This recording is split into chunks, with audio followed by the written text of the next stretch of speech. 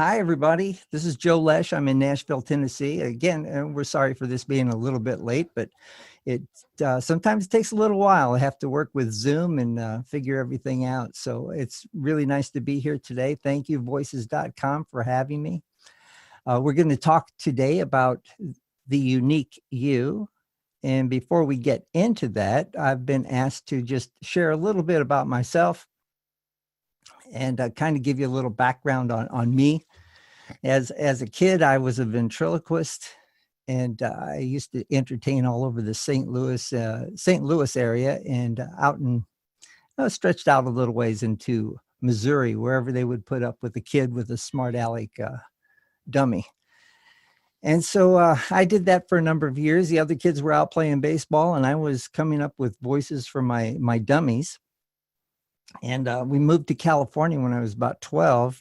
And it was soon after that I got rid of the dummy and got a guitar. It worked out a lot better on dates. And I studied acting at the Pasadena Playhouse. Agnes Moorehead was my acting coach. She was Samantha's mother on Bewitched. You millennials can check that out, the old Bewitched series, TV series from the 1960s. Played in the Hollywood Bowl with my band from high school. Well, not a band, but a folk group, the Happy Rock Folk Society. And that's where I met Karen and Richard Carpenter. And I've known Richard for a number of years and still stay in touch with him. Then after Vietnam, I had a band called Solid Gold, and we traveled all over the United States and Canada and played in Las Vegas, on the Rising Stage at Disneyland, and we recorded for K-Tel Records. And this was a 8-track tape cover. I think I've got an 8-track tape. I just can't play it anymore. Have to look for an 8-track tape player somewhere. Well, I did have a music career for a while, and I produced a lot of records and engineered for various groups like the Nitty Gritty Dirt Band, Firefall, and Air Supply. Moved to Nashville, worked for Loretta Lynn for a while, and eventually got into audiobooks as I was working with an advertising company. I produce all of Dave Ramsey's audiobooks. His daughter Rachel is coming in next month to do another book. I think this will be her third book with me, and I've produced 22 books for Dave Ramsey now. Those of you who don't know who Dave is, he's a financial guru. He's gotten hundreds of thousands of people out of debt. And I'm so happy to be working with them. And generally, I'm the producer. So they're people that write books. They're spokespeople. They'll come in and I'll put them in the studio and slow them down because generally they're used to doing stage productions and as a presenter. And so Rachel will be in to do her third book, like I said. And I'm also the voice of Dave's children's books. And I'm going to play you a few examples today in my presentation because there are some things that are going to cross over into your world, such as narration, audiobooks, character voices. I've done lots of character voice work for the Disney Channel, PBS Kids. I produced the Baby Looney Tunes sound books. And I'm just going to play this little sample here for you from Junior's Adventures. That is the most beautiful Dalmatian dog I've ever seen. He had black spots and a huge red bow. Look at this great prize. Let's win one. Billy pulled out his game envelope. Nope, not me. I've spent all my game money, said Billy. Junior chimed in.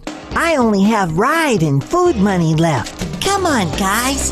I know one of us can win. Okay, said Junior. Maybe just one game. So they all ran over to the dart game. The game man behind the counter was shouting out, 3 darts for $1. Esther ran up to the counter and laid down a crisp dollar bill. Are you ready to play the dart game? Asked the game man. Yes, sir. I want to win the Dalmatian dog. You have to burst all 3 balloons. I'm going to win that dog. Watch this. Esther pulled her arm back, set her feet, wiggled her hips, and sent the dart sailing through the air. Went the balloon. One down. She pulled her arm back again and threw her dart. Went the balloon, Good job, little lady. said the game man. Only one more, and I get the Dalmatian dog. Said Esther. Junior and Billy began to cheer. Go, Esther. Go, Esther. She picked up the last dart, took a deep breath, pulled her arm back, let the dart fly through the air, and the dart hit the board and bounced to the ground. Oh, gee. With an arm like yours, you might want to try again. So Esther pulled another $1 from her pocket. She threw the first dart, the second dart, and the third dart. Oh, she missed. I love creating character voices for different projects. Your screen should be black right now. There's nothing wrong with your screen. So I just want, don't freak out. I'm going to throw a little something extra in here today. Everything that I've done over the past, I've been an actor, a musician, a voice actor, but sometimes I get to work on some pretty cool projects. And I thought I'd throw this in the mix today. Just, I don't know, I just hadn't done it before. So here you go.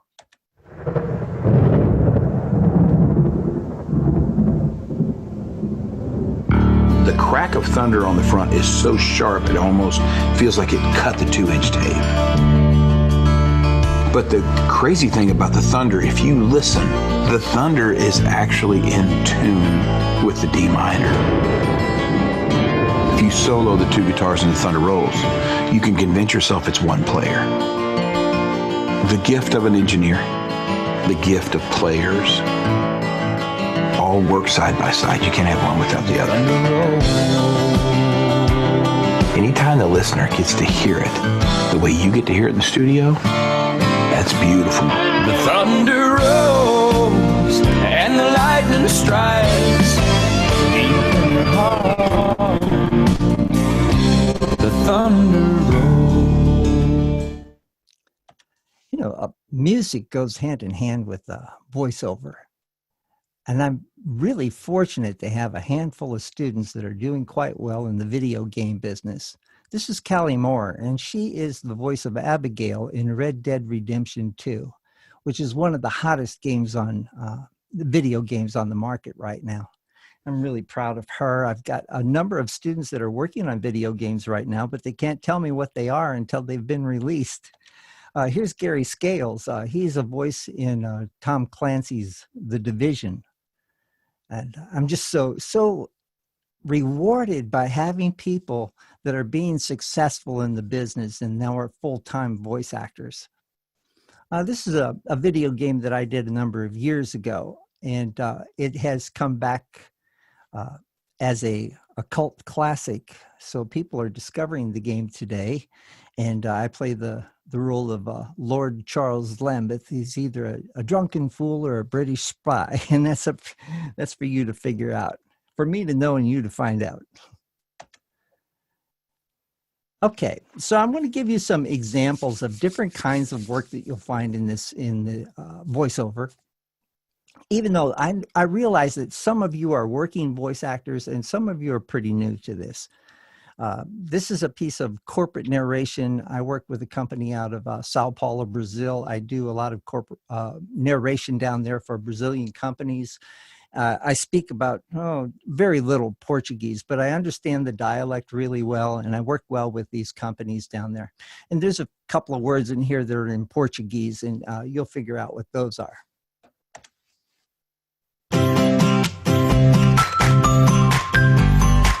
Technology and entertainment are markets in constant evolution. They demand high speed and intelligence in both production and distribution to the end client, demanding also perfect timing, non-stop support, and all with the best quality. Himo Entertainment, acting in the Brazilian market for almost 3 decades, is a global benchmark in the entire media production chain. Follow up the logistics and distribution of all your products with full safety, excellent cost relation, and availability at the point of sale in the planned time. Track your product. Don't miss a day. Don't miss a sale. Sonodi makes all of this possible. Reason why it is considered the most efficient media distribution control system in the Brazilian market.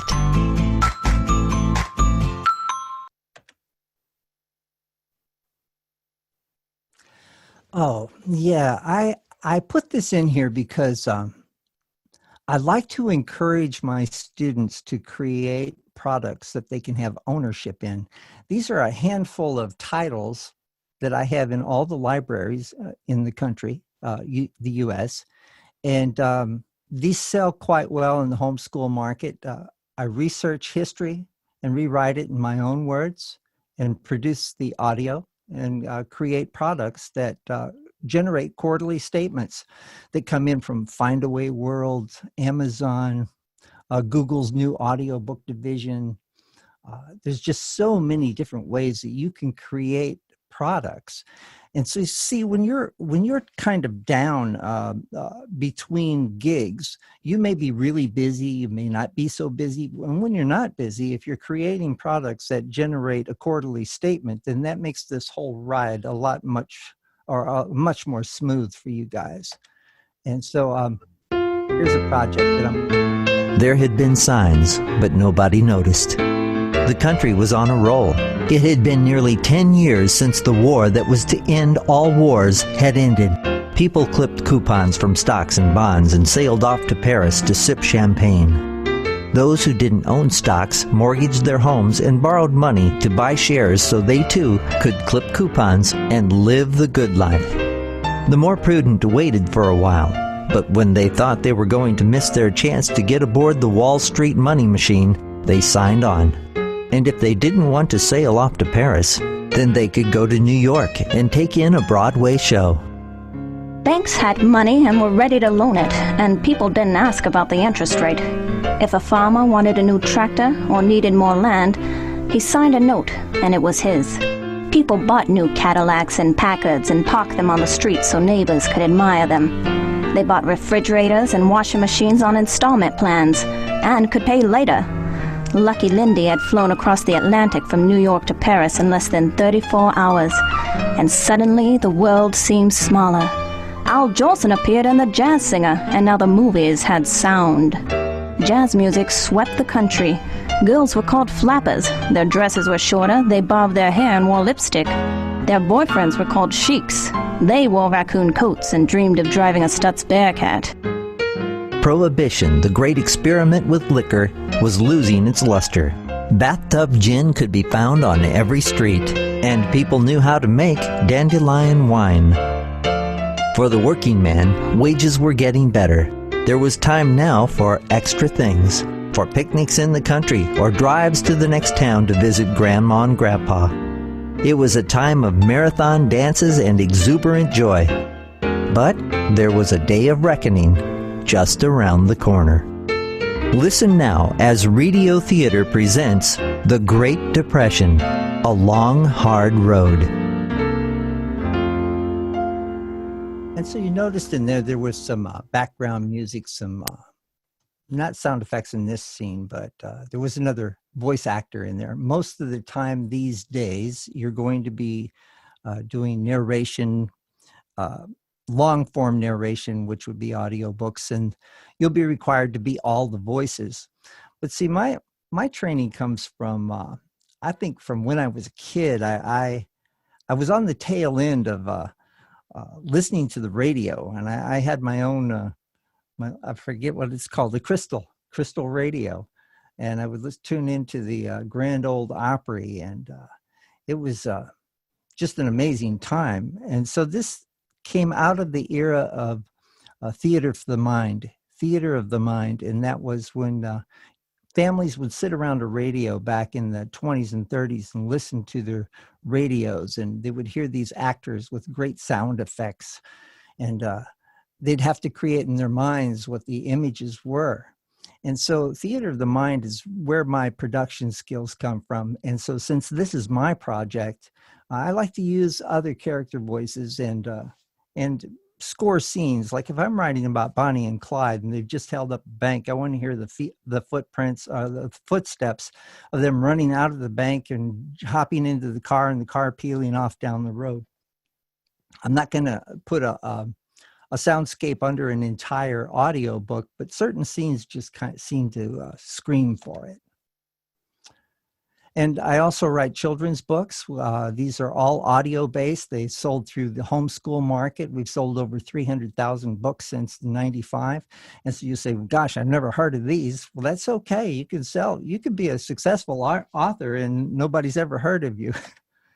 And these are my children's books that are all American history based. And they go right along with the Bible stories for kids. They all sell in the homeschool markets. Now, I'm going to play a couple more examples for you because I want you to hear some voice actors that are quite good from going to character to character to character and back to the narrator again. So enjoy this sample from Christopher Huffman. In the graveyard, Hastur, the tall demon, passed a dog end back to Ligger, the shorter one and the more accomplished lurker. "I can see a light," he said. "Here he comes now, the flash bastard." "What's that he's driving?" said Ligger. "It's a car, a horseless carriage," explained Hastur.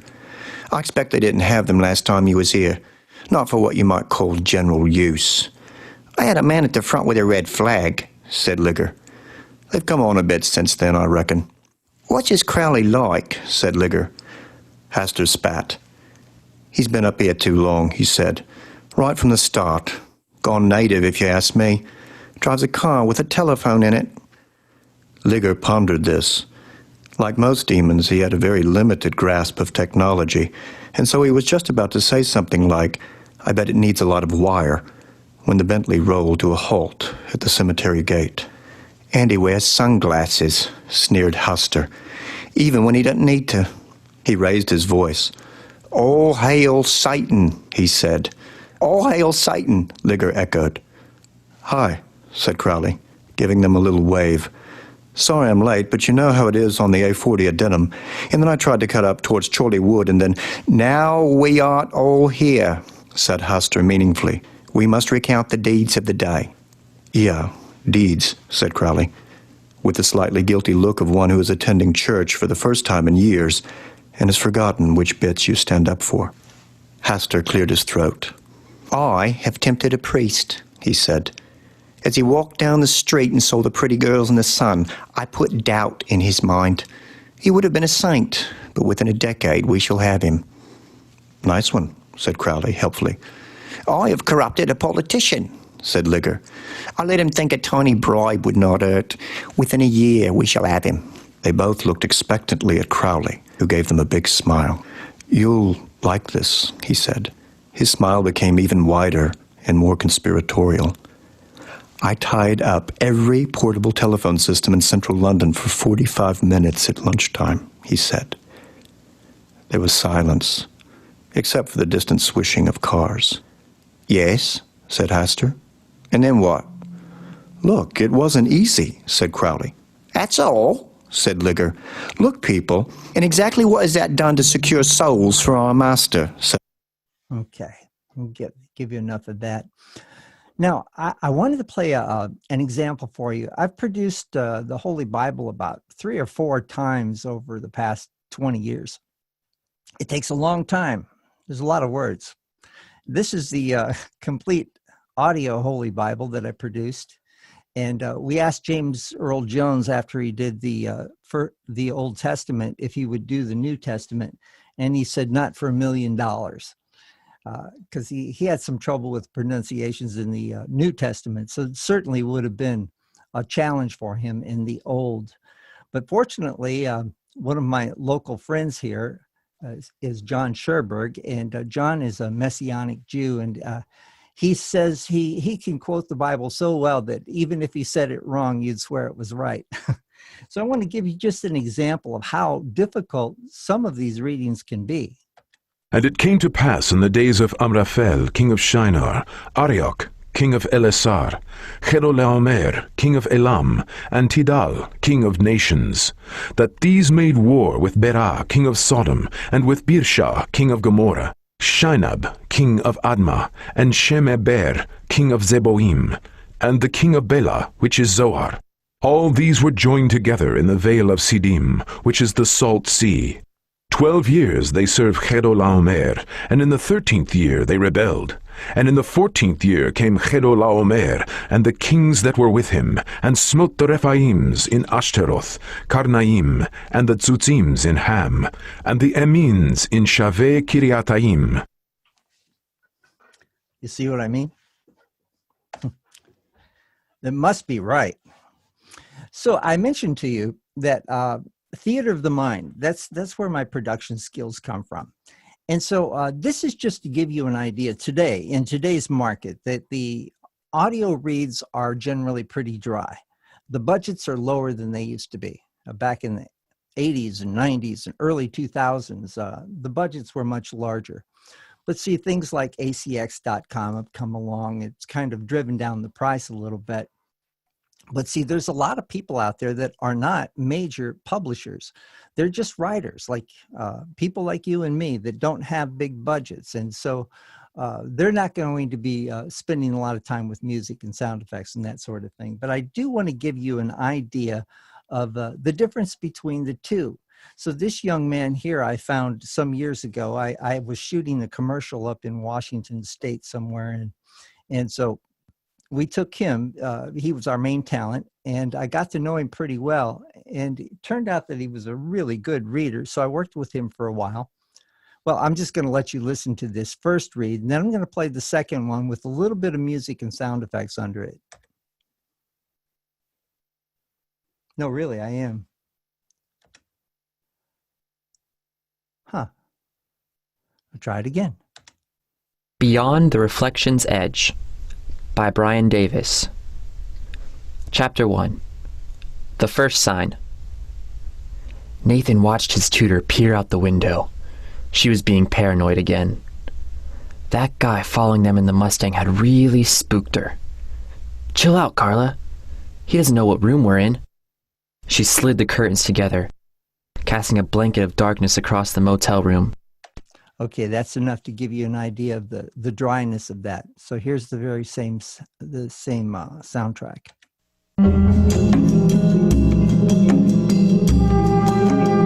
Beyond the Reflection's Edge by Brian Davis. Chapter 1. The First Sign. Nathan watched his tutor peer out the window. She was being paranoid again. That guy following them in the Mustang had really spooked her. Chill out, Carla. He doesn't know what room we're in. She slid the curtains together, casting a blanket of darkness across the motel room. He parked near the lobby entrance. We'd better pack up and leave another way. She clicked on the corner table lamp. The pale light seemed to deepen the wrinkles on her face and hands. Okay, so I just wanted to give you an idea of what, back in the 90s when we were doing a lot of audiobooks, which, by the way, the first audiobook I ever produced was for Zig Ziglar. I've been fortunate to work with a lot of talented people over the years. Now, this guy here, Rodney Turner, see, Rodney was in my class I'd say about 10 years ago. And Rodney is a good old boy. He's got kind of a country, southern accent. And he said, Joe, I'm going to have to change my accent if I'm going to find more work. And I said, actually, Rodney, if you keep your accent, I'll bet you can find a lot of work. And so here he is after reading over 250 books of Western novels and country stories. But this is just a little sample of Rodney. Sam followed them with his eyes, not moving his head lest they tumble to the fact that he'd been watching them all along. They reined in about 200 feet down the street, cooled their saddles at the corner of First and Porter, and tied their animals to the hitch rack outside Katie Larimer's Greasy Spoon Cafe. So that gives you an idea there. So if any of you have accents and you're concerned about your Midwestern accent, there's a place for everybody in this business. So wouldn't give that too much, overthink it too much. An audiobook demo should consist of about 3 books, and each one read a minute and a half, a novel, motivational, something where the children's thing, obviously, probably a good chance there's going to be a narrator and several character voices, and so we'd like to hear what you can do with your voice. So if you're considering an audiobook demo, this is just to give you an idea. Now we're getting really close to today's webinar, and everything else here pertains to what we're going to be talking about today. Well, I will be working with you in particular on. Now, first, I want to tell you about my videos that I put out on the first and third Friday of each month with voiceoverextra.com, and they are the news and information leader within the industry. They put out some really good newsletters. My YouTube channel is right there on screen, VO Booth Camp. So please be a subscriber. I put out these videos, and they're about a 2-minute video tips and tricks for voice actors. Now, this first one, I'm going to play a sample of one of these videos for you because it pertains to what we're going to be working on today. Welcome to Mojo Friday. This is Joe Loesch from Booth Camp and VoiceOver Extra. Today's topic, acting is empathy.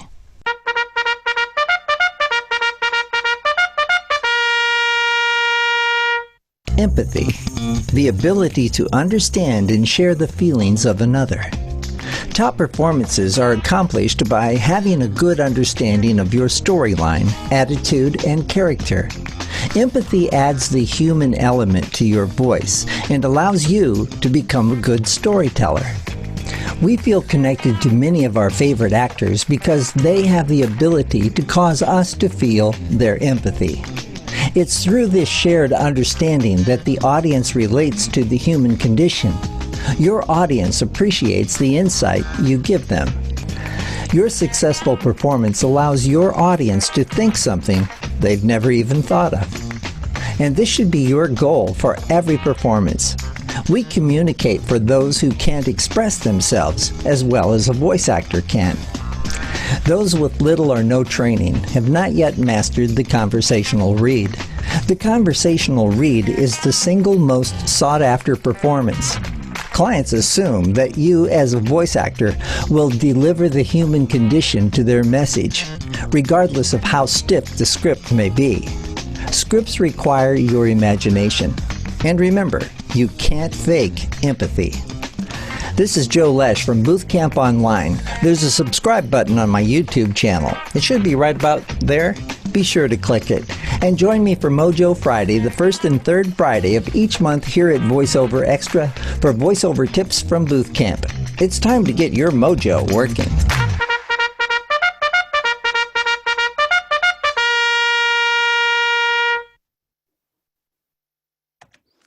Okay, so I hope that you'll subscribe to my YouTube channel.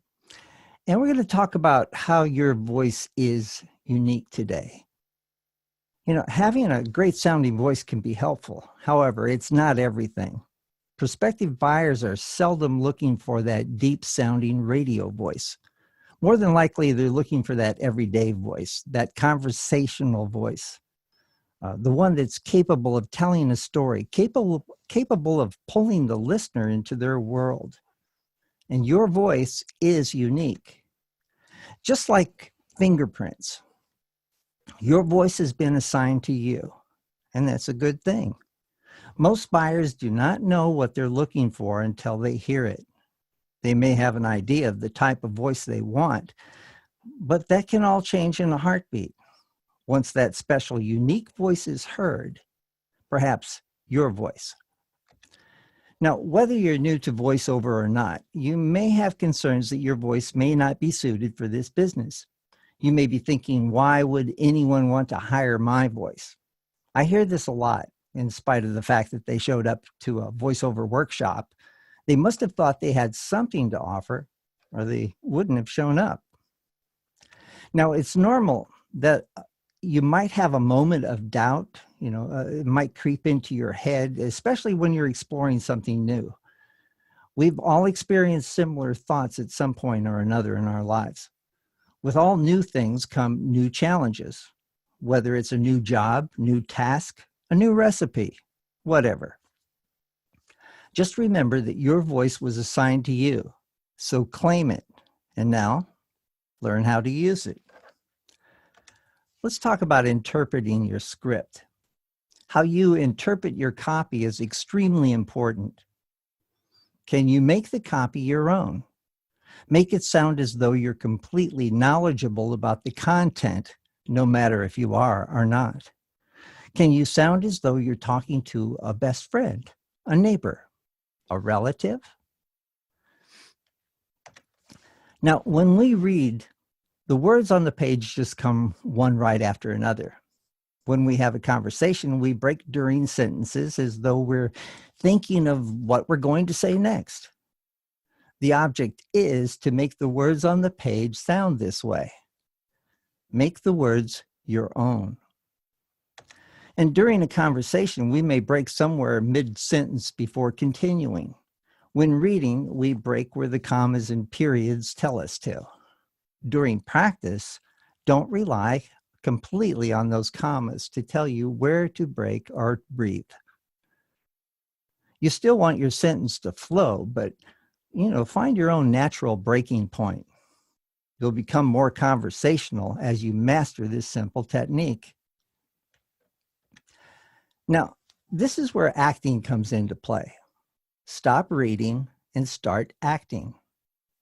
Now, as you become a better conversationalist, you will also become the storyteller that you desire to be. There's a reason they call this voice acting.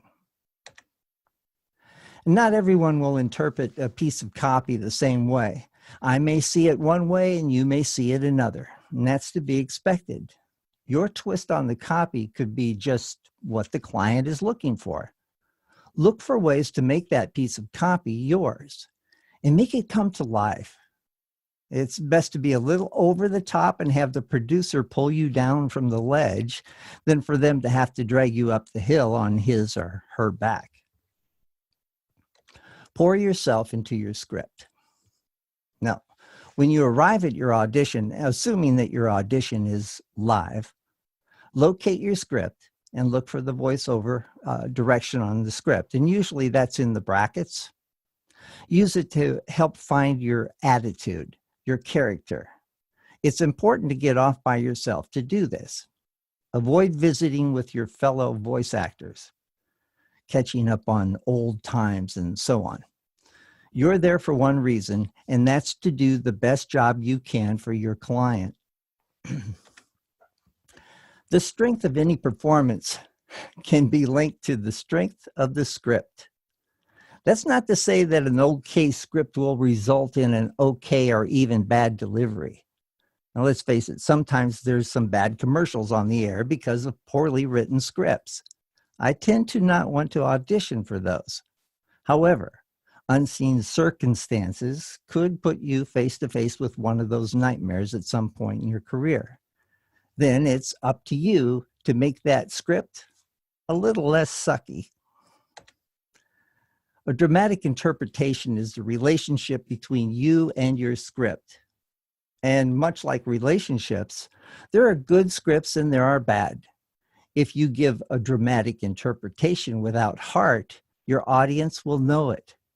Picture yourself as the character needed for the script at hand. If this is this particular character is not in your acting camp, in your wheelhouse, then pass on it. That's okay. Your next opportunity will offer a time for you to shine. You have to know when to walk away. Now, did you know the range of your voice grows with age? Audiobooks, educational material, and other narrative opportunities comprise 90% of available voice work. Today, the ability to sound genuine and sincere is the most desirable voice trait. Despite challenges in the economy, voiceover continues to grow. And every script requires a character. Books were not written with you in mind, so why be you? Give your character a name. Your character requires a history. Give him an age. The more specific, the better your character will be.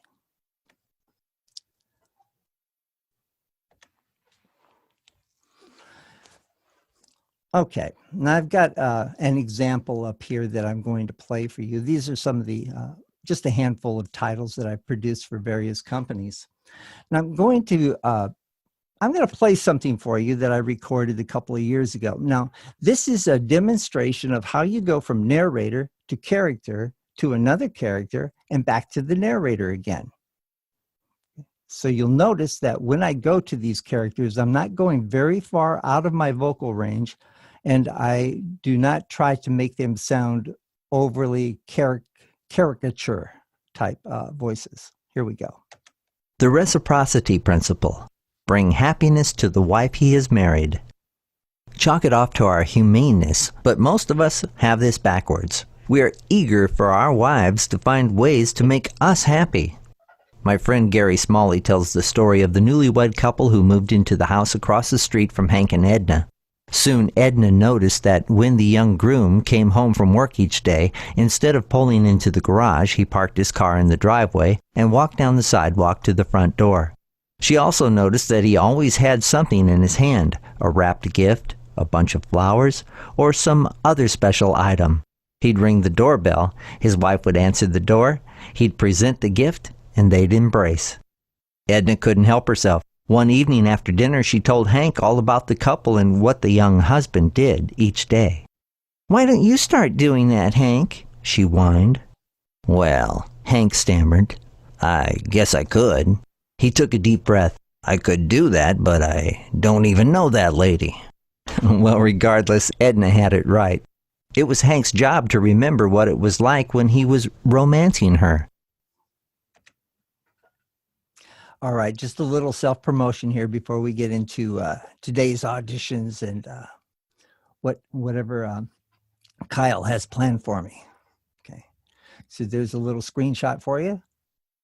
And that's it. Okay, so Kyle, I'm going to unshare my screen and we can get into whatever you've got planned there.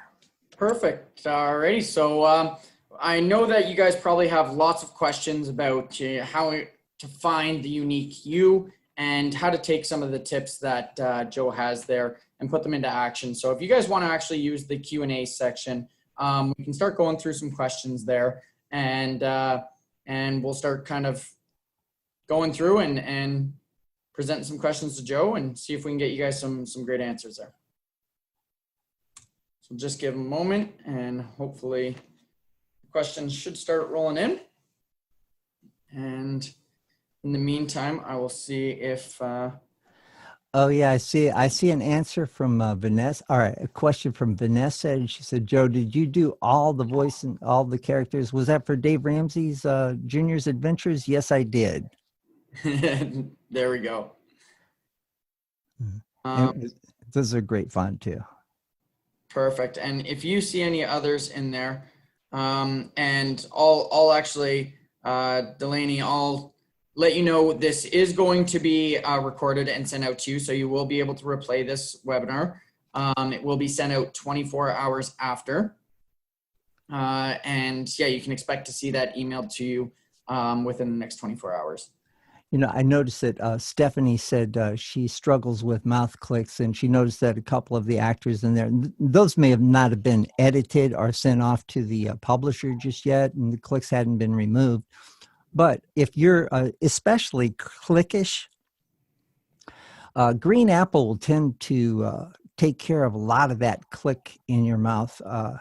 If you'll just carry a few slices of green apple with you if you have a session somewhere else or even in your studio, but chew up a couple of slices of green apple before you attempt your read, and you'll find that your clicks have been reduced considerably. Oh, that's a great piece of advice. I was about to say, I know, the typical hydration stuff like that, but I did not know the trick about green apples. So that's a cool little trick there. Now we've got a question from Catherine here. For someone who is just starting out a little bit more than a year ago, running a role play YouTube channel, what is the best advice you could give to someone who is auditioning regularly? I missed that. Oh, no worries. It says, for someone who is just starting out, a little bit more than a year of running a role play YouTube channel, what is the best advice you could give someone who is auditioning regularly? Huh.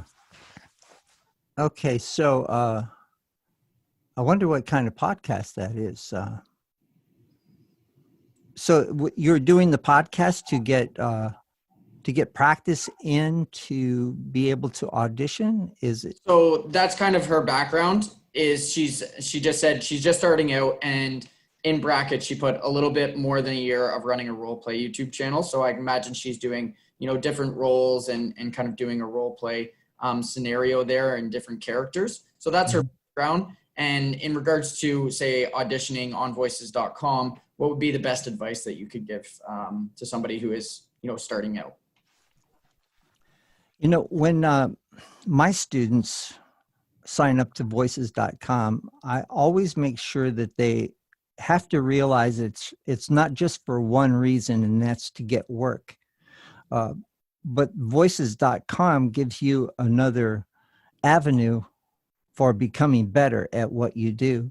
Because the more auditions you do, the better you're going to get. The better you're going to get with your skills, your voiceover skills, and with your editing skills.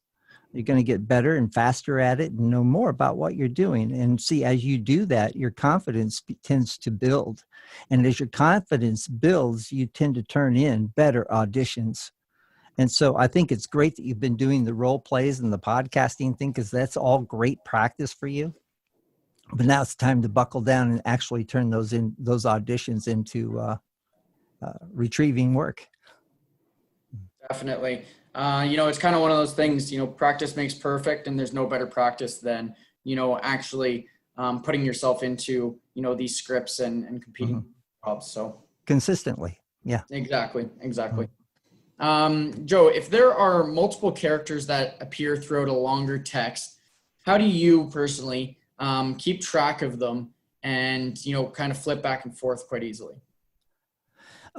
If I've got 4 or 5 characters, I don't generally have to go back to reflect or brush up on a character before I can do them again. But if you've got more characters than that, let's say a dozen or more, it's good to be able to work with a multi-track machine where you can put all of one particular character on one track and do all of that character's questions and answers. Because if you're doing that, you're also the person who's asking and answering all those questions. So you know how they're going to be answered when you do the other character's voice on track 2 or on track 3 or on track 4 and so on. That's a really cool trick. And yeah, it's you're an experienced pro, so I'm sure it's a little bit easier for you, but it is something that, when you're going back and forth, you might jump to the wrong voice or might jump to the wrong kind of tone there. So that's a really cool trick to use.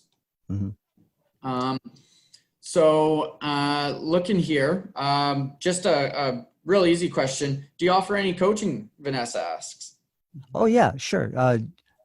I think that I had that slide come up, joeloesch.com/#coaching, or just go to joeloesch.com and scroll through everything. Yes, I do. Thank you. Perfect. Let's see here. If you're should a female voice always sound like a female? Like if you're a male narrator and there's a female character, what might you do in that situation if you aren't working with another VO? Yeah, so that you have to do both the male and the female. And that happens quite a bit. for example, I was working with an actor recently. We did his character voice demo, and it required, we made him like a 1930s detective. And this woman comes in, and and he says, how can I capture the woman's voice? I said, well, you need to soften her up. You know, what's her name? How old is she? He said, well, she's 30ish. She's really great looking. And I said, all right. So what I want you to do is I want you to go from, I said, let's see, this is Dan Diamond. Dan Diamond, private eye. Actually, this is my private eye. This one will look at anything. And then she walked in the room. And so think of Casablanca. She walked in the room. Now, are you Dan Diamond? You know, so see, you just have to soften her up and come from a different angle. But see, it's really easy to go too far that way, and then the voice sounds caricature-ish, almost like an animation rather than a real person. So you have to be careful. There's a fine line. Definitely. And that kind of goes back to, you know, practice makes perfect. And, you know, it's one of those things that you got to find your voice, you know, within those lines. Yeah. I'm also thinking that was a female that asked that question. It was a male. Okay. All right. Yeah. So, well, that would answer that. But if it's on the other side of the line, you know, then she's got to harden him up. You know, what's his character? Well, he's really cut and dry. He's like this, you know, honey, I'm home. And she's like, oh, you know, if we're talking like the 50s or the 40s, you know, where the wife was waiting for the husband to come home, you know, that depends on, that also depends on what the era is too, and what her attitude might be. Very true. Very true. Alrighty. And so the next one's from Janet here. Said she's really struggling with the conversational read. She's wondering if you could just kind of review a little bit of help that you typically give a student, you know, in kind of nailing that. Mm-hmm. And this is Janet? Yeah. Okay, Janet. I want you to think about, when you look at your copy, think about pre-sentencing. And so whatever that first line is, I want you to make up a line that you might say before it. And so we tend to dive into scripts kind of hard. And so that first word is louder and harder than any of the others. But if you use a pre-sentence before that sentence, let's see, what would that sentence be? All right, let's say it was beginning with the first of the month, you know, and so you might say, if that's the first word of the script, beginning with the first of the month, you say, you know what, beginning with the first of the month, I might. So see, I just said something before it. So it sounds like you're midstream in conversation before you actually hit the first word on the script. So if you work with pre-sentencing, that's going to help you get into the script quite easily. And another thing that I just happened to pull that out of the air, beginning with the first of the month. Lips apart, then start.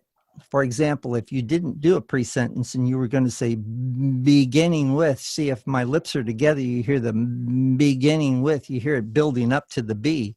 But if my lips are apart, beginning with, you hear how clean the B was? Pre-sentence. Definitely.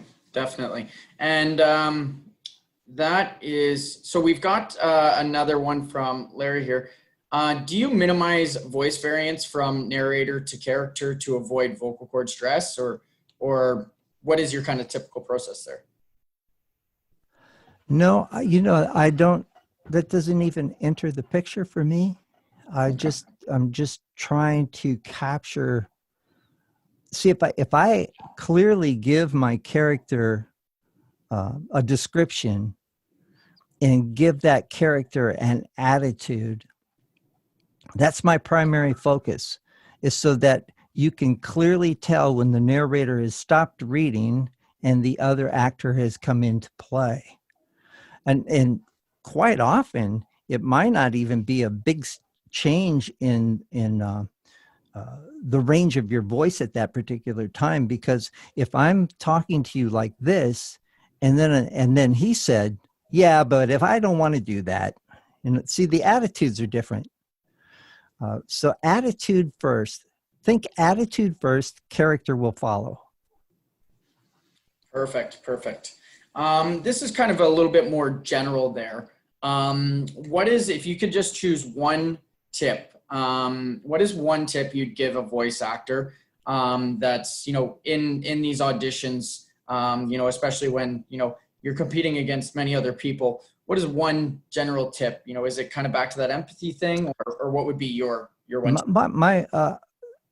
Just based on what you just said, is don't be concerned about the other actors. I think that too many people say, yeah, but what if they chose this voice, or what if they chose them, or what do they want this, or do they want that? You can overthink. There's so much overthinking that goes into a person's audition, and I think that prospective buyers can hear if you've been overthinking it. I say just relax and have fun with it, because this is a fun business. Yeah, it's a business, though. You have to run it like a business. But if you're not having fun with it, this is no place for you. I tell my students, if it's not fun, don't do it. Prospective buyers will hear it. Yep. That is extremely true. Those little nuances do come through in your voice. The little things that you wouldn't expect somebody to hear, they can hear. So Perry has a problem emphasizing his words that start with F, especially. He gets kind of a whistle. Do you have any tips for that type of? A whistle from the F. Frankly, maybe they're too long. Like if I said frankly, I can hear you can hear the air escape through my lips, and my teeth in my lips. Frankly, but if you said it shorter, frankly, then you should be good. Yeah, I would take a look and see if you're not making them just longer than they have to be. Perfect. I've got a good one there. I see Sennheiser 416 on the call there. Do you use that for your VO work? Yeah. There we go. I've got a U87, a Neumann U87 in my booth. It's on the other side of my screen here. And so sometimes I'll be sitting here at the desk and I can record right from here because my studio is also soundproof. And I might do a chapter here in an audiobook, and then I'll stand up and do the other chapter on my U87. But I love the directional mic. I just found out last year that this is the mic that loves me. I thought it was the U87 for years. And then somebody came in and they brought a 416 in, and they said, hey, you got to try this. And so I haven't gone back to the U87 since. I love it. But it's going to be different for different voices. Mic. Yeah. But, every voice sounds different on different microphones. That U87 in there, I also have a cheap ripoff of that. It's a Chinese microphone. It's called the AVS 79, and I paid $150 for it. I sound better on the AVS 79 than I do on the U87. It's strange. It's very strange. It doesn't mean you've got to go out and spend a fortune for a microphone. Yep. No, it's true. Depending on your voice, the tones, all of that type of stuff, and how it works with that mic, you're going to get different sounds. It's true. I've got one here for you. What is your advice to a new voice artist who's in his 40s and he's trying to get off the ground, and generate enough income, as quickly as possible? What are your go-tos with a scenario like that? I've had students over the years that saw the end of their job coming, and they had to get up and they had to start making money right away. And those people are generally the ones that burn out the fastest, because they're not taking the baby steps and the precautions along the way and learning how to do things correctly, but rather just diving in because I got to make a living. And so that kind of pressure is also something the prospective buyers are going to hear. If you're desperate, people are going to hear it. They're going to know. And so, and I'm not saying that this is for that gentleman, that he's desperate. I don't know that that's the case at all. But it sounds like I got to start making money right away. And this isn't the kind of business that you jump into and start making money right away. It takes a little while. It takes 5 years to build a business. And that's not saying that you're not going to get a job in 5 years. It's just saying that that's how long it takes to establish a business. Definitely. And it's just like advertising. They got to get in front of you time after time after time after time. Otherwise, you'll say, I don't know what that commercial was for. Definitely. And even just going back to that, you know, jumping into auditions and practice makes perfect. Like a lot of beginning voice actors, you know, they might go through 100 auditions or 150 auditions and not book a job yet. It's one of those things, those baby steps and baby steps. That's it. Yeah. So now, guys, I know we're a little bit over time. I know we started late, so I certainly didn't mind doing that. So I just want to let you guys know that we'll be ending the questions there. For any questions that we didn't get to, I do apologize. But definitely feel free to reach out to Joe there directly. You can reach him. Is it best through your email, Joe? Yeah, Joe Loesch at iCloud.com. Okay, perfect. Yeah. So yeah, feel free to send over your questions to Joe Loesch at iCloud.com. And you'd be happy to answer any of your questions there and chat with you guys more. And other than that, I just want to thank you all so much for attending. Thank you so much, Joe, for taking the time to do this with us. It was great having you. And aside from that, guys, have a good one. Until next time. Yeah. Be safe, everybody. Thank you very much for being with us today.